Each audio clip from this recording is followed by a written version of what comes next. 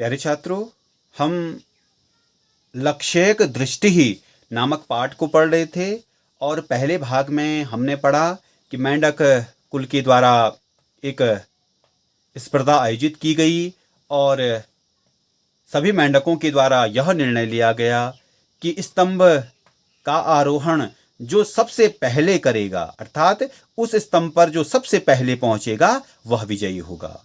बहुत मेंढकों के द्वारा प्रयास किया गया। उस प्रतियोगिता को देखने के लिए बहुत अधिक मेंढक भी आए, लेकिन बहुत प्रयास करने के बाद भी कोई मेंढक उस स्तंभ का आरोहण नहीं कर पाया। ऐसी स्थिति में जो प्रतियोगिता में भाग लेने वाले मेंढक और जो देखने वाले मेंढक थे वो आपस में बात करने लगे कि कोई भी मेंढक कुल का मेंढक इस स्तंभ का आरोहण नहीं कर सकता है। ऐसे वचनों को सुनकर के कुछ मेंढकों ने पुनः प्रयास किया, लेकिन बार बार ऐसे निराशा से पूर्ण वचनों को सुनकर के और डर करके सभी उस स्तंभ से नीचे गिर गए। यहां तक हमने पढ़ लिया था, इससे आगे पढ़ेंगे। किंतु एकः लघुकायः मंडूकः मंदम मंदम स्तंभस्य आरोहणम आरब्धवान। किंतु एक लघुकाय, लघु कहते हैं छोटे के लिए और काय कहते हैं शरीर के लिए। तो छोटे शरीर वाले मंडूकः मेंढक के लिए, मंदम मंदम धीरे धीरे स्तंभस्य स्तंभ को, आरोहणम आरब्धवान, आरोहण अर्थात चढ़ना, आरब्धवान आरंभ किया। किंतु एक छोटे शरीर वाले मेंढक ने धीरे धीरे स्तंभ को चढ़ना आरंभ किया। एषः लघुकायः कथम स्तंभस्य आरोहणम कुर्यात्। ऐसा यह लघुकायः छोटे शरीर वाला, कथम कैसे, स्तंभस्य स्तंभ का, आरोहणम कुर्यात् आरोहण करे, कुर्यात् करे। इति सर्वे उपहसितवन्तः। इति ऐसा सर्वे सबने, उपहसितवन्तः उपहास किया, उस पर हंसे। क्यों हंसे? क्योंकि बड़े बड़े शरीर वाले जो मेंढक थे बहुत प्रयास करने के बाद भी उस स्तंभ पर नहीं चढ़ पा रहे थे, तो वो सोच रहे थे सभी कि छोटे शरीर वाला कैसे चढ़ जाएगा। और यह सोच करके सभी उस छोटे शरीर वाले मेंढक पर हंसने लगे। सबने उसका क्या किया? उपहास किया। अल्पे एव काले सः लघुकाय स्तंभस्य मध्य भागम प्राप्नोत्। अल्पे एव काले, थोड़े से ही समय में, थोड़े समय में, स वह लघुकाय छोटे शरीर वाला, स्तंभस्य स्तंभ के मध्य भाग, मध्य बीच के लिए कि मध्य भाग को प्राप्नोत प्राप्त हो गया, अर्थात वह स्तंभ के मध्य भाग में पहुंच गया। कि बहुत कम समय में वह छोटे शरीर वाला जो मेंढक था स्तंभ के मध्य भाग पर पहुंच गया। अये पतिष्यति भवान। अये तो यहां पर क्या है? उसको संबोध करते हुए, या जब आप किसी को संबोधित करते हैं तो वहां पर शब्द अरे, भो आदि शब्दों का प्रयोग करते। तो अये का अर्थ यहां पर अरे के लिए कि भवान आप पतिष्यति, क्या हो जाओगे? गिर जाओगे। अरे आप गिर जाओगे। भो किमर्थम एतत् साहसम भवत। किमर्थम संधि विच्छेद हो जाएगी। किम अर्थम एतत् साहसम भवत, भवत आपका, कि अरे किस लिए आपका यह साहस है। अयि भो भवतः प्रयासः व्यर्थम। अरे आपका जो प्रयास है वह व्यर्थ अर्थात बेकार है। आप स्तंभ पर चढ़ने का प्रयास तो कर रहे हैं, लेकिन जो प्रयास आप कर रहे हैं वह क्या है? व्यर्थ है, बेकार है। इत्यादिनी संधि विच्छेद हो जाएगी।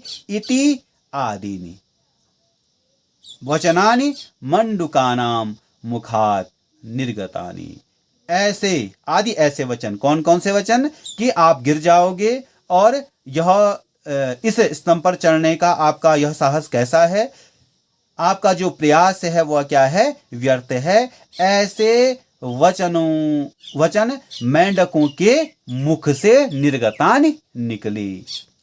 तथापि सह लघुकाय मंडूकः निरंतरम अग्रे अगच्छत। तथापि फिर भी स वह लघुकाय मंडूक छोटे शरीर वाला जो मेंढक है, निरंतरम अग्रे, अग्रे कहते हैं आगे के लिए, और अगच्छत का अर्थ हो जाएगा बढ़ता रहा, गया। फिर भी ऐसे वचनों को सुन करके वह छोटे शरीर वाला मेंढक निरंतर अर्थात बिना रुके हुए आगे बढ़ता रहा। सर्वेषु आश्चर्येण पश्यत्सु सह स्तंभस्य अग्रभागम अपि प्राप्नोत। सर्वेषु सबके, आश्चर्येण आश्चर्यपूर्वक, पश्यत्सु देखते हुए, स वह स्तंभस्य स्तंभ के अग्रभागम अग्रभाग को प्राप्नोत प्राप्त हो गया। कि ऐसे वचनों को सुन करके फिर भी वह छोटे शरीर वाला मेंढक लगातार आगे बढ़ता रहा और सबके आश्चर्यपूर्ण देखते हुए वह स्तंभ के अग्र अर्थात आगे वाले भाग को उसने क्या कर दिया? प्राप्त किया, अर्थात वह स्तंभ के शिखर पर चढ़ गया। आगे देखते हैं। एतत् दृष्ट्वा सर्वे आश्चर्येण स्तब्धा। एतत् का अर्थ होता है यह, दृष्ट्वा, दृश्य धातु है और इसमें कृत्वा प्रत्यय लगा हुआ है। मैंने पहले बताया था कि जहां जिस धातु में कृत्वा प्रत्यय लग जाता है तो कृत्वा का अर्थ हो जाता है कर अर्थ हो जाता है। तो यहाँ दृश्य देखने के अर्थ में, तो यहाँ इस शब्द का अर्थ हो जाएगा देख करके। यह देख कर, सर्वे सभी, आश्चर्येण तृतीया विभक्ति है तो अर्थ हो जाएगा आश्चर्य से, स्तब्धा क्या हो गए? सन्न। स्तब्ध कहते हैं किसके लिए? सन्न हो जाना, या वह क्या हो गए कि आश्चर्य से स्तब्ध हो गए। कथम एषः लघुकायः स्तंभम आरोढ़ुम शक्तवान। कथम कैसे, एषः यह, लघुकायः छोटे शरीर वाला, स्तंभम द्वितीया विभक्ति है, अर्थ हो जाएगा स्तंभ को, आरोढ़ुम, आरोढ़ुम का अर्थ हो जाएगा कि चढ़ने में, शक्तवान समर्थ हुआ। कैसे यह छोटा शरीर वाला स्तंभ को चढ़ने में समर्थ हुआ। इति ते परस्परम अवदन्। इति अर्थात कि ऐसा, ते वे, परस्परम एक दूसरे से, अवदन् बोले। केनचित् पृष्टः स लघुमण्डूकः अवदत्। केनचित्, केनचित् का अर्थ हो जाएगा कि किसी के द्वारा, पृष्टः पूछे हुए, स वह, लघुमण्डूकः छोटा मेंढक, अवदत् बोला, किसी के द्वारा पूछे हुए उस मेंढक ने अवदत् कहा। अहम एकाग्रः आसम, मैं एकाग्र अर्थात कि शांत, और या दूसरा कह सकते हैं स्थिर मन वाला। मैं शांत आसम था। लक्ष्यम मनसि निधाय, मया अग्रे गतम। लक्ष्यम अर्थात लक्ष्य को, मनसि मन मैं निधाय रख कर। यहां पर जो निधाय शब्द है इसमें ल्यप प्रत्यय जुड़ा हुआ है। दो प्रत्यय संस्कृत में होते हैं जिनका अर्थ एक ही होता है। एक मैंने पहले बताया था कृत्वा प्रत्यय, और दूसरा यहां पर है ल्यप प्रत्यय। जो कुत्वा प्रत्यय है वह ऐसे धातुओं में लगता है या ऐसे शब्दों में लगता है जिसमें उपसर्ग नहीं होता है।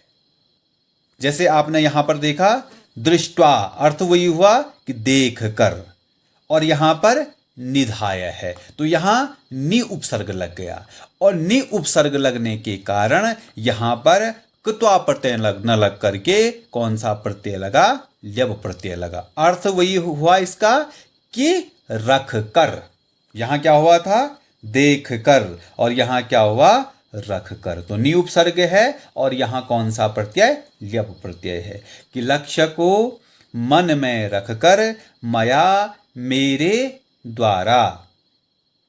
अग्रे कहते हैं किसके लिए? आगे के लिए, और गतम गया या बढ़ गया कर सकते हैं इसको। तो इसका अर्थ हो जाएगा कि लक्ष्य को मन में रखकर मेरे द्वारा आगे बढ़ा गया। एकाग्रता कारणतः मया कस्यापि नैराश्यपूर्णम वचनम न श्रुतम।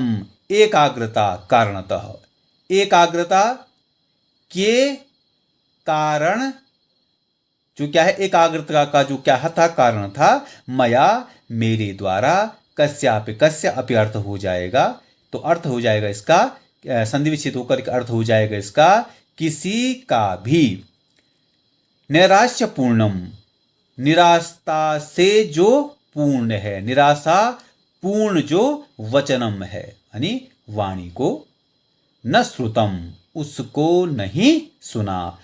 जब सभी प्रयास करते हैं तो जो आपस में बात करते हैं, चाहे प्रतियोगी हों चाहे जो दर्शक हों, कि कोई भी क्या नहीं कर सकता है कि इस स्तंभ पर नहीं चढ़ सकता है। और जब छोटा मेंढक प्रयास करता तो उसे भी क्या कहते हैं कि वह गिर जाएगा या तुम्हारा जो प्रयास है वह क्या है? व्यर्थ है। तो ये सारी बातें किस कारण से नहीं सुनी?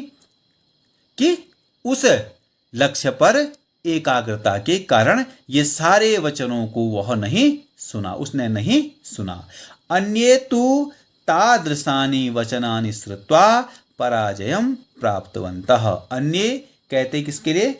दूसरे के लिए, कि दूसरे तु तादृशानि, दूसरे वो वैसे वचनानि श्रुत्वा सुनकर, यहां पर एक त्वा प्रत्यय है कि ऐसे वचनों को सुनकर पराजयम प्राप्तवन्तः, उन्होंने पराजय प्राप्तवन्तः, पराजय को प्राप्त हुई। ऐसे वचनों को जब उन्होंने सुना तो वो उन वचनों को सुन करके क्या हो गए? पराजित को प्राप्त हो गई। लक्ष्येक दृष्टि निरंतरः प्रयत्नः च मम साफल्यस्य कारणम इति। लक्ष्येक दृष्टि, लक्ष्य पर एकमात्र दृष्टि, एकमात्र लक्ष्य पर ही दृष्टि, और निरंतर क्या है? जो प्रयास है, मम मेरा, साफल्यस्य सफलता का, कारणम इति, यह क्या है? मेरी सफलता का कारण है कि मैंने लक्ष्य पर एक दृष्टि रखी और लगातार प्रयास किया, इस कारण से मैं क्या हो पाया? सफल हो पाया, और यही मेरी सफलता का क्या है? कारण है। लक्ष्य पथे अस्माभिः एकाग्रता अवलंबनीया। लक्ष्य पथे जो क्या है? लक्ष्य है। पथे कहते हैं, पथ कहते हैं मार्ग के लिए, तो पथे हो जाएगा। तो पथे का अर्थ यहाँ सप्तमी के एक वचन में तो पर हो जाएगा। पथ पर, अस्माभिः हमारे द्वारा, एकाग्रता, एकाग्रता अवलंबनीय, अवलंबन कहते हैं किसके लिए? सहारे के लिए। तो अर्थ हो जाएगा इसका अवलंबन सहारे के लिए कहते हैं। तो यहाँ शब्द पूरा क्या है? अवलंबनीय। तो अर्थ हो जाएगा कि सहारा लिया जाना चाहिए। तो पूरे का अर्थ हो जाएगा कि लक्ष्य पर पथ पर हमारे द्वारा एकाग्रता का सहारा लिया जाना चाहिए। तो यह था इसका हिंदी अर्थ, और साथ साथ हमने व्याकरण को भी जाना। तो इसमें मुख्य रूप से व्याकरण के अंतर्गत आपने देखना है दृष्ट्वा में कृत्वा प्रत्यय है, फिर इसके अतिरिक्त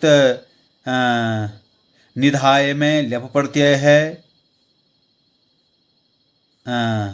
श्रुत्वा में कृत्वा प्रत्यय है, और अवलंबनीया का अर्थ हो जाएगा कि सहारा लिया जाना चाहिए। तो उम्मीद करता हूं कि आप इसका अर्थ समझ गए होंगे। अगर आपने बहुत अच्छे से इस पाठ के अर्थ को समझने का प्रयास किया तो कोई भी प्रश्न अगर इससे पूछा जाता है तो आप उसको बहुत आसानी से हल कर सकते हो। धन्यवाद।